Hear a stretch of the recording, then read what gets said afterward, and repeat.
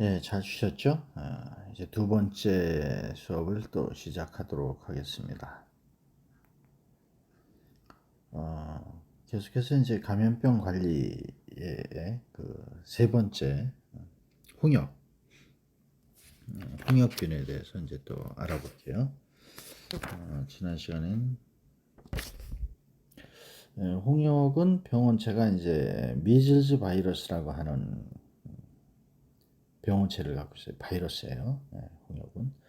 그래서 대개 2, 3년 간격을 두고 주기적으로 이제 발생한다 이렇게 이제 알려져 있는데 병원체는 그렇고 병원소는 이제 환자고요. 이런 것도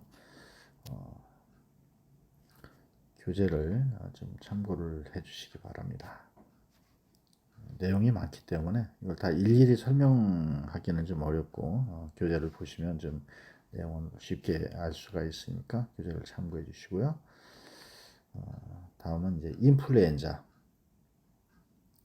병원체는 인플루엔자 바이러스로 그 면역학적으로는 A와 B, C 이렇게 있거든요. 근데 주로 이제 A형이 유행하고 B나 C형은 산발적으로 이제 유행을 일으키기도 하죠. 병원소 역시 이제 환자가 해당이 되고 그래 우리나라는 이제 겨울철에 그 주로 유행을 많이 하는데 에, 보통 그 우리나라에서는 1957년도라고 그래요. 1957년도에 여름에 겨울이 아니라 여름에 5, 600만 명 정도가 이렇게 감염되는 아주 대유행이 있었던 그런 시기가 있었는데 이거는 38 내지 40도의 그 고열, 발열과 오한, 근육통 이런 것들 때문에 아주 위험한 그런 질병이다 이렇게 볼 수가 있습니다. 이 그 인플루엔자는 노인 연령층보다는 어린이라든가 학령이 소아가 높은 유한율을 나타내고 그 감염된 사람은 바이러스에 대해서는 또 면역이 되는 그런 것을 우리가 볼 수가 있어요. 이번에는 이제 신종플루를 한번 보죠. 신종플루는 H1N1이라고 하는데 이 병원체는 인플루엔자 바이러스 A형의 그 H1N1 아종의 변형이다 이렇게 되어 있어요. 그래서 돼지나 조류에만 감염시키는 것으로 이렇게 알려져 있었는데 이것이 우리 인간에게도 감염시키더라. 이렇게 이제 알려진 거죠. 그래서 이 변종 바이러스를 돼지 인플루엔자 또는 조류 인플루엔자, 그래서 수완플루라든가 또는 버드플루 이렇게도 이제 표현을 합니다. 이 신종 인플루엔자는 인간을 감염시킬 수 있도록 진화됐을 뿐만 아니라 인간들 사이에서도 서로 이제 시키는 서로 인간끼리도 이렇게 이제 병원체 간에 전파를 시킨다 이렇게 이해를 하시면 되겠어요. 그래서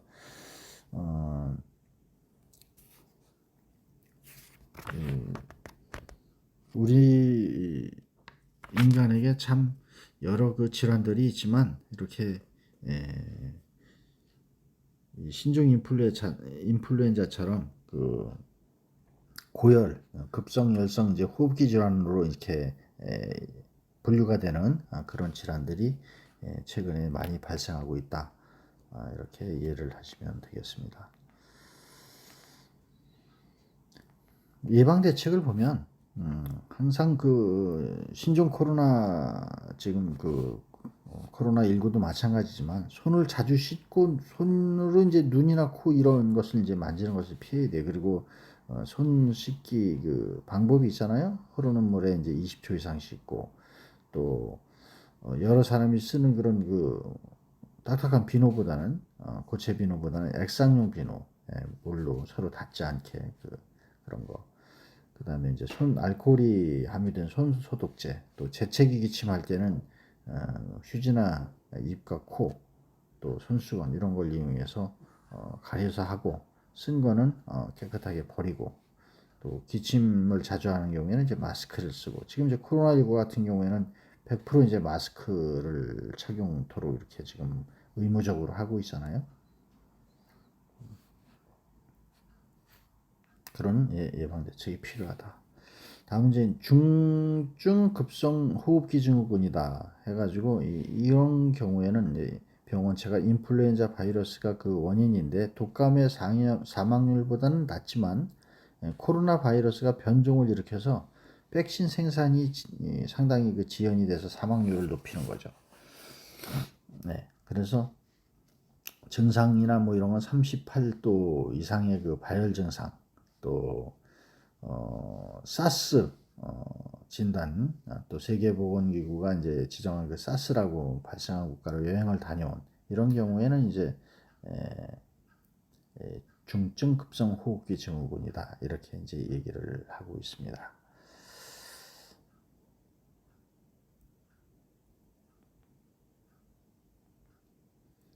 조류 독감, 네, 조류 독감은 이제 에비안 인플루엔자라고 해서 조류 인플루엔자 바이러스는 HA형하고 NA형이 있거든요. 그래서 이제 이런 것들에 의해서 우리가 그 조류에서 조류 인플루엔자를 잘 일으키는 건 H5형이거나 또는 H7형인데 사람한테는 일으키지 않는 것으로 알려져 있는데 H5N1 인플루엔자는 드물게 사람한테 감염을 일으키기도 한다. 조류 독감에 감염된 사람은 모두 양기업에 종사하는 사람, 또 감염된 닭이나 오리에 노출된 사람, 또 사람끼리 전파되거나 닭, 오리 등을 먹어서 감염된 사례는 없어요. 예, 그렇게 이해를 하시면 되고 조류 인플루엔자는 바이러스는 그 75도시면은 5분 이상 가열하면 다 사멸해요. 그래서 닭, 오리 등을 충분히 익혀 먹으면 감염되지 않는다 이렇게 알려져 있습니다. 다음은 메르스, 중동호흡기 증후군이다. 그래서 MERS, 메르스인데요. 이거는 그 신종 메르스 코로나 바이러스나 이렇게 얘기를 해요. 미들 이스트 레스피레터리 신드롬 코로나 바이러스. 그래서 메르스 코브 이렇게 얘기를 합니다. 이거는 명확히 감염원이 밝혀지지는 않았지만 뭐 박쥐로부터 감염된 그런 낙타가 복균동물로 알려져는 있어요. 그래서 환자와 복균자 간의 이제 병원소이기도 하고요. 그래서 이 메르스는 우리나라에서는 언제 그 유행을 했었냐면은 2015년도 2015년도 5월에 이때 이제 그 사우디아라비아에서 귀국한 복균자로부터 이 많은 그 전염이 되기 시작해서 많은 사람들이 희생도 됐고 경제적 사회적으로 이제 커다란 그 파장을 일으켰죠. 그래서 이때 당시에 이제 교수님은 서북병원에 근무를 하고 있었는데 이 서북병원에서는 메르스 전담병원으로 이제 지정을 해서 격리를 시키고 또 메르스 환자들을 치료를 하고 그랬었던 시기가 2015년도였었습니다.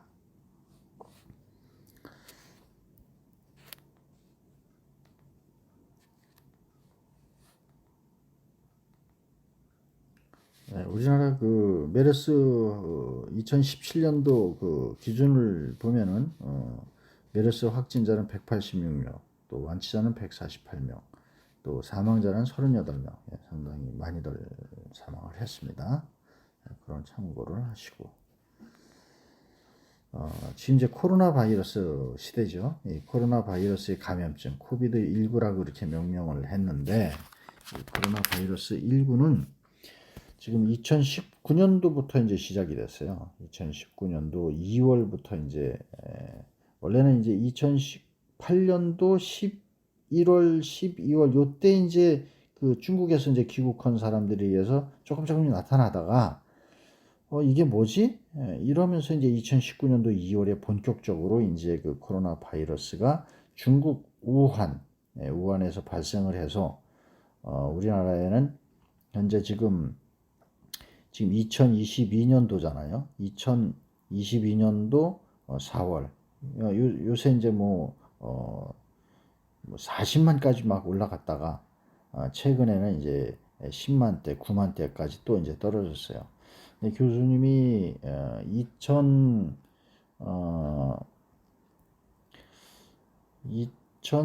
20년 8월 달에 이 코로나 환자 그 양성자들을 격리하는 그런 이제 생활치료센터라고 있습니다.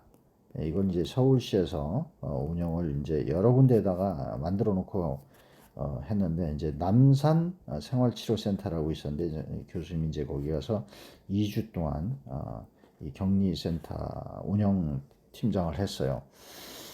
이제 파견들을 이제 저희 공무원들이 이제 나가서 그 운영센터를 운영을 하는데, 여기는 이제 양성자들이 일단 이제 환자는 아니고 건강한 양성자들이 와서 격리를, 그때는 이제 2주 동안 격리를 했어요. 지금은 이제 1주 자가 격리를 시키죠.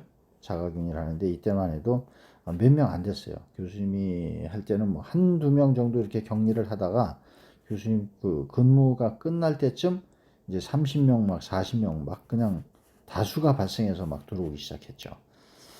그렇게 해서 이제 그 2020년 8월 달에 생활치료센터를 근무를 했던 경험이 또 있다는 말씀을 드립니다. 그래서 지금 이 코로나 같은 경우에는 변이종, 또 뭐 알파, 델타, 베타, 오미크론, 제타, 뭐 여기 델타도 있고 카파, 뭐 인도 같은 경우에 지금 카파가 나오고 아주 뭐 별게 다 있어요. 이렇게 이제 그 변이가 생겨서 전파력이 또 엄청 강하고, 뭐 진단은 이제 우리가 그 PCR 진단도 하고, 지금은 이제 스피드 테스트라고 그래갖고 간이 진단 키트에 의해서 양성인지 아닌지를 이제 판단하죠. 그래서 지금 이것 때문에 우리가 이제 이 온라인 교육을 지금 하고 있는데, 아마 곧 코로나19가 감기처럼 이렇게 우리가 이겨내야 할, 같이 살아가야 할 그런 질환으로 이제 서서히 돼가고 있습니다. 아마도 머지않은 시기에 여러분하고 대면 강의를 할 수 있지 않을까 이렇게 기대를 하면서 이 코로나19에 대해서 살펴봤어요. 이거는 이제 다 아시다시피 호흡기 질환으로 비말이나 분비물에 의해서 감염이 되죠. 전파가 된단 말이죠. 그렇게 전파된 것은 환경, 어떤 뭐 접촉도 있고, 매개체, 뭐 손 씻기 이런 거, 바이러스로 전파되고, 또 환기가 부적절한 그런 노래방이나 이런 공간, 그런 밀폐 공간 같은데 이런 데서도 이제 감염이 되기도 하고, 보통 환자하고 접촉한 지 1 내지 14일 이내, 평균 이제 5 내지 7일이라고 하는데, 이때 이제 증상이 나타나기 시작하기도 하죠. 증상은 무증상인 경우도 있고, 경증인 경우, 중증, 뭐 다양해요. 그래서 기왕력, 또 어디 뭐 몸이 안 좋은 그런 사람들한테는 굉장히 큰 위험성을, 사망에까지 이르게 하는 그런 위험성을 보이기도 하고, 보통 이제 근육통, 뭐 인후통 이런 것들이 이제 주요 증상이다 이렇게 보실 수 있고, 또 미각 같은 거, 맛 같은 걸 이제 잃게 하고, 냄새 같은 것도 못 맡는 경우가 있고, 이런 증상이 또 있습니다. 현재 뭐 특이 치료제가 없죠. 증상에 따라서 대충 이제 치료를 하는데, 일단 걸리지 말아야죠. 제일 중요한 것은 여러분들 걸리지 않게끔 조심해 주세요. 네, 그 방법밖에 없습니다. 현재. 사실 치명률이 문제인데, 치명률은 지역이나 연령, 감염 상태, 그런 뭐 어떤 요인에 따라서 다 달라요. 사스는 10%, 메르스는 30%, 굉장히 높았죠. 이것보다 낮은 약 1.1 내지 10% 정도다. 이렇게 지금 치명률은 나와 있습니다.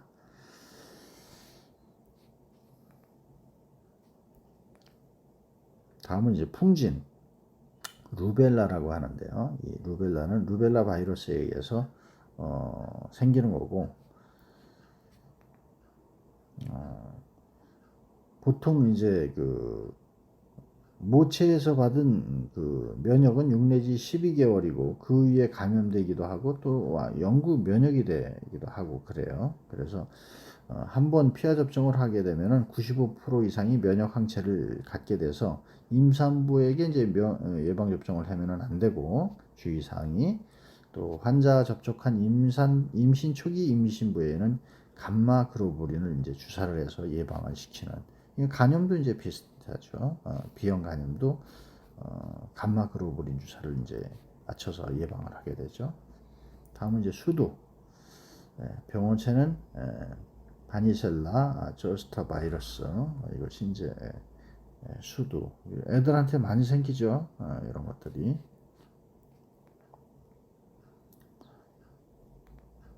수포가 발생하는 거죠. 수포가 발생하는 그런 질환이라서 태아에게서 선천성 기형이 될 수도 있는 임신 초기에 감염이 되면 그래서 위험하다. 다음은 송홍열. 송홍열 같은 경우에는 이제 베타 용혈을 일으키는 그룹의 용혈구균이 이제 그 병원체로 알려져 있고요.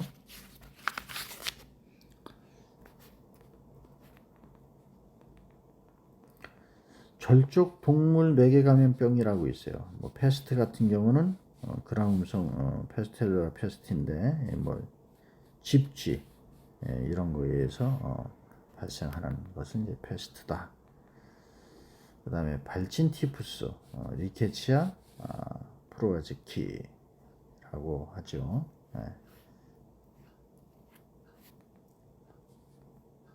그 다음에 이제 말라리아 같은 거는 플라스모디움 바이박스 또 플라스모디움 말라리네 플라스모디움 오발레 이렇게 4개 종류의 그 인체 감염 원충이 있는데 우리나라에서는 플라스모디움 바이박스만이 유행이 돼요.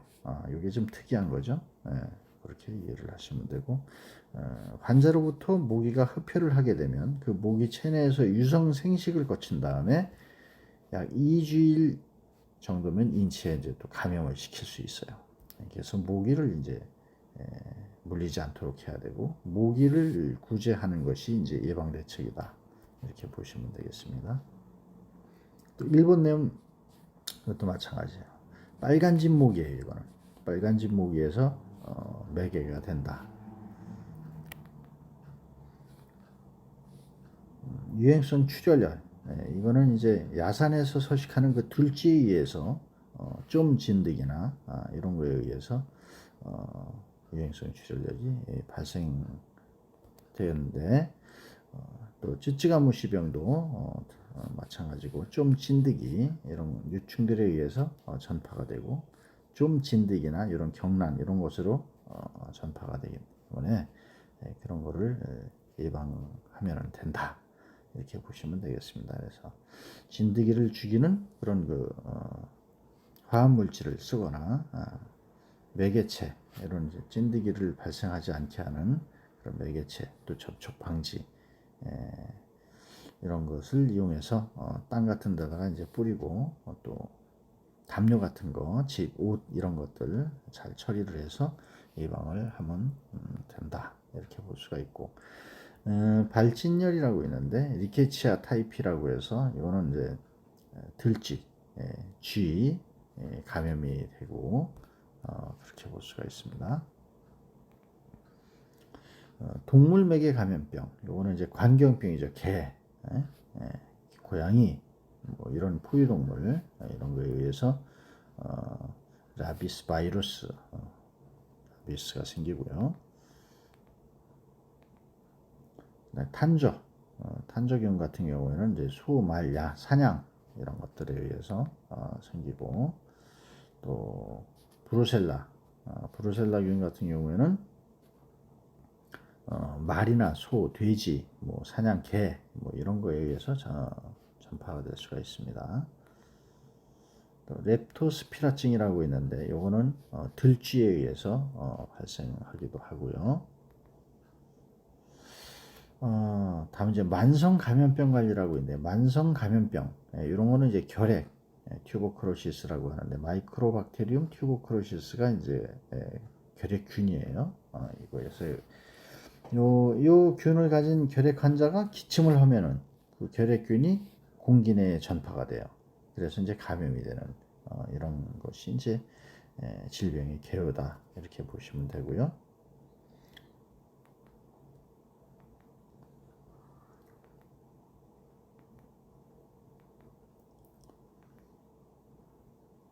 결핵 관리 사업이 옛날에 결핵이 이제 굉장히 그 비위생적으로 많이 생겼었거든요. 그래서 결핵 관리 사업은 결핵 예방법 제7조에 의해서 질병관리청장은 결핵의 예방 및 퇴치를 위해서 결핵 사업을 실시해야 된다. 관리 사업 예방하는 거, 뭐 조기 발견하는 거, 또 예방 교육 홍보하는 것까지 이런 것들을 우리가 결핵 관리 사업이다 이렇게 얘기를 하고 있어요.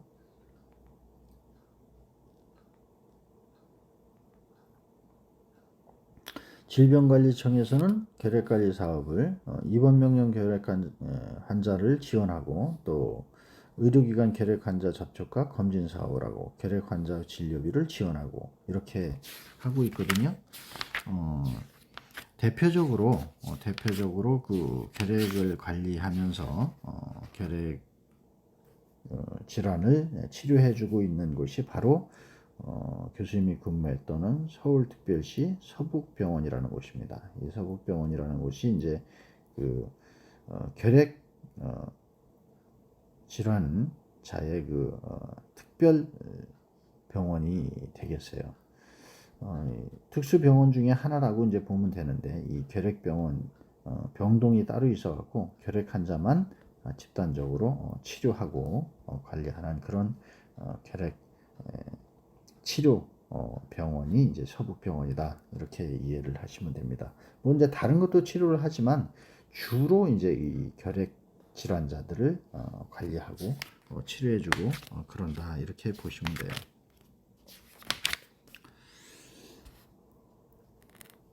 다음은 이제 한센병.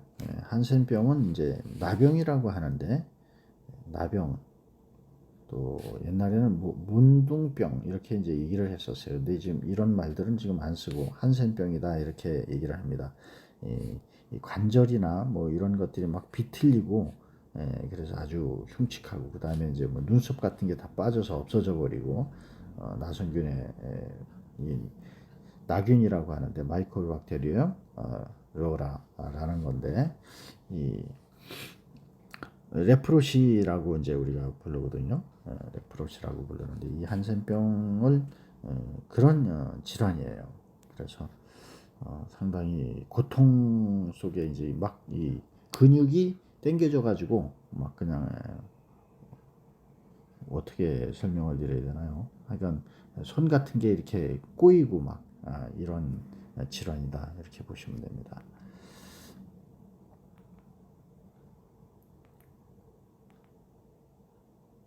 다음은 이제 성병인데 만성 감염병 중에 성병은 그 임질도 있고 또 매독 같은 게 이제 특징적인 병인데 임질은 보면 이제 고노레아라고 해요.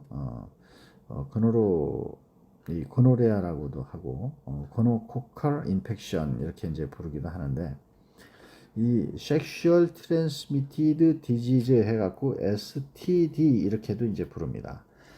임질은 그람 음성 쌍규균이에요. 나이지리아 고노레아라고도 이렇게 얘기를 하는데 이 균이 다양한 그 비뇨생식기 감염과 신생아 결막염을 일으킬 수가 있어요.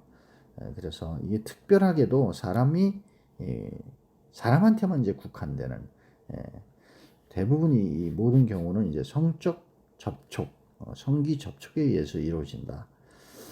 다만 이제 모성이 임질 환자일 경우에는 아기를 낳을 때 감염된 산모와의 접촉으로 임균성 신생아가 결막염이 일어날 수가 있다. 이런 그 특이 증상이 있어요. 다음은 이제 매독인데 이 매독 같은 경우에는 병원체는 나선균인 매독균이라고 해서 트레포네마 팔리돔이라고 얘기를 해요. 그래서 병원소 역시 사람만 감염이 돼요. 이 매독은 역시 이제 성적 접촉이고 매독 환자의 어떤 피부나 점막 병변의 그 산출물이나 체액과의 그 직접적 접촉에 의해서 전파되는 것이 이제 매독이다 이렇게 볼 수 있어요. 때로는 초기 매독 환자는 공여를 하였을 경우에 수혈을 통해서도 전파가 가능한 경우도 있다 이렇게 얘기를 하는데 모성이 매독 환자인 경우에는 태아에게 감염을 일으킬 수가 또 있어요. 그래서 상당히 또 주의를 해야 됩니다. 살이 썩어가는 그런 질병이다 이렇게 보시면 돼요. 성기도 썩고 막 그렇습니다. 이걸 특징적인 것을 보면은 매독이 16세기에 나타나서 맹위를 떨치다가 제2차 세계대전 이후에 그 페니실린이라는 것이 이제 개발돼 가지고 이 항생제거든요. 이것에 의해서 거의 이제 사라지나 했는데 그렇지만 전 세계적으로 다시 또 증가를 했어요.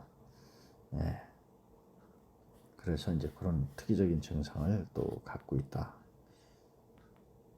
우리가 이제 옛날에 이런 걸 보면은 성병 진단 검사 대상자라고 있었거든요. 이런 사람들 보면 다방 여자 종업원, 유흥 접객원, 안마시술소 여자 종업원, 특수업태보험 뭐 이런 사람들을 갖다가 정기적으로 검사를 매독 검사를 하고 또 HIV 후천성 면역 결핍증 에이즈죠. 에이즈 검사를 시키고 이런 것들을 매월 또는 몇 개월에 한 번씩 의무적으로 이렇게 시키고 있습니다. 지금도 마찬가지고요.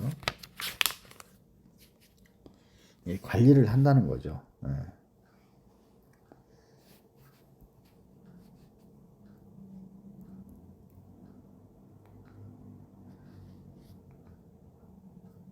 다음은 이제 B형 간염, 헤파타이티스 B.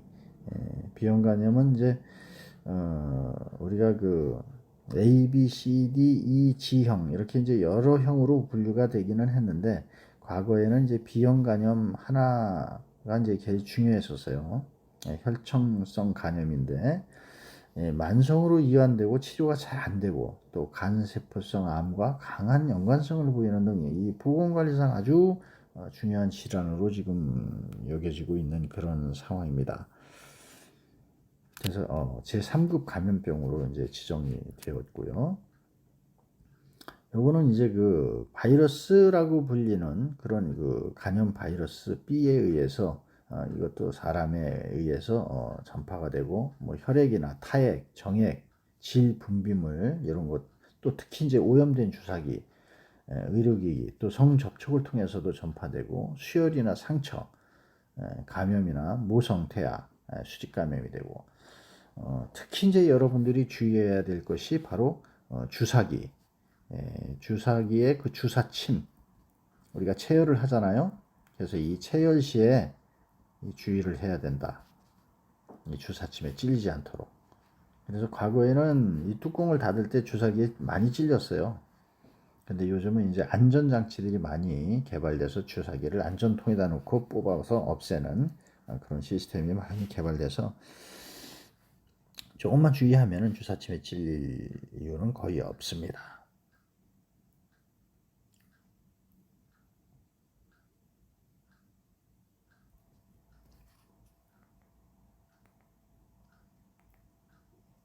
네, 다음은 후천성 면역 결핍증을 보시겠습니다. 이것은 이제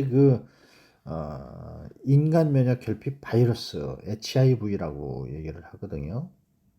그래서 병원소는 이제 사람이고 병원체는 레트로바이러스에 속하는 인간 면역 결핍 바이러스 HIV가 되겠습니다. 이거는 이제 혈액을 수혈받는 경우라든가 또는 이제 뭐 주사기 또 감염된 모성에 의해서 주로 이제 전파 방식은 성접촉입니다. 성접촉에 의해서 감염이 됐던 것이다. 이렇게 볼 수가 있습니다.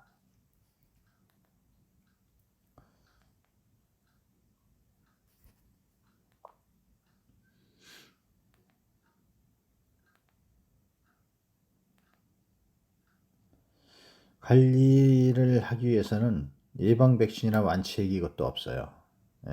다만 이제 그 바이러스 증식을 억제시키건다든가 증세를 완화시키는 치료제로 이 에이즈를 관리를 하는데, 에이즈 환자라고 의심되는 사람하고는 성접촉을 하면은 안 되죠. 걸리니까. 또 성형이나 그런 정맥용 주사기 이런 거, 마약 같은 거 하는 사람들이 왜 이 정맥류에다가 마약을 넣잖아요. 이런 걸 같이들 쓴단 말이에요. 그러면서 이제 걸리는 경우, 또 수혈자 치료 제제, 혈액 제제에 그런 감염 바이러스가 이제 들어있는 경우, 수혈 받았을 때 또 감염이 되거나, 또 환자의 혈액이나 분비물 오염된 거, 이런 것들, 또 감염자라고 밝혀진 사람과의 그 섬적 접촉, 이런 것들을 예방을 해야지 된다. 이런 것들을 관리하는 것으로 이제 관리 방법이 있고요. 병원 감염이라는 거 있어요. 이제 그 다음에는 병원 내에서 감염되는,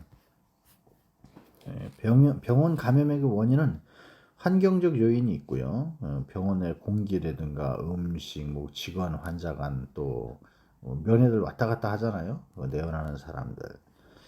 또 치료와 관련된 요인에서는 항생제나 내성 이런 것들이 자꾸 생기고, 뭐 수술 창상 감염, 또 정맥내 뭐 어떤 그 수액 요법에 따른 감염 이런 것들이 또 생길 수가 있고, 우리가 이제 뭐 먹지를 못할 때는 우리가 기관 삽입을 하잖아요. 또 가습기라든가 이런 것도 쓰고, 또 소변에 못 넣게 되면 이제 그 안에다가 돈유관을 삽입한단 말이에요. 이런 게 이제 감염되기 쉬운 요인이 될 수 있다. 이렇게 볼 수가 있고요.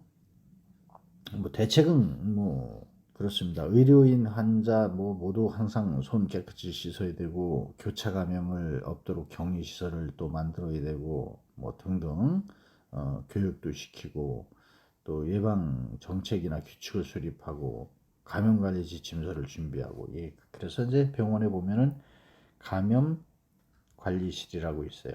병원 내에 감염이 되지 않도록. 여기에 이제 임상병리사가 근무를 또 하게 되죠. 감염 관리실에.